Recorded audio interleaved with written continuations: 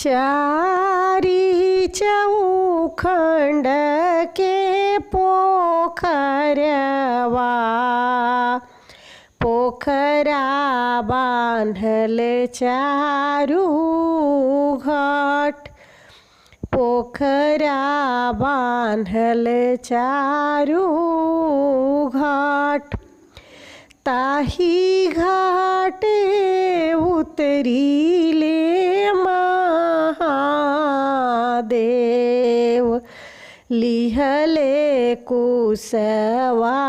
परास लिहले महुआ के पात छठी व्रत करेली गौरा देई कैकली सोर्य हो सिंगार कई के सोर्य हो सिंगार ताही घाटे आवेले गणेश पुत्र उजे चांदनी तनाई ताही ऊपर छत्र छवाई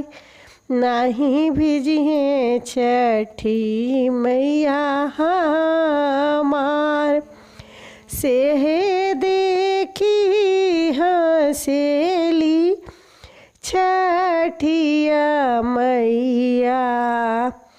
मांगे महुआ दही भात मांगे महुआ दही भात छह गाठी मारे गौरा कुस में छठी मैया आसनी लगाई छठी मैया आसन लगाई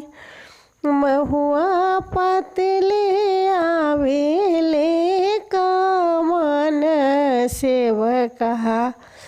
कवनी दे चढ़ावे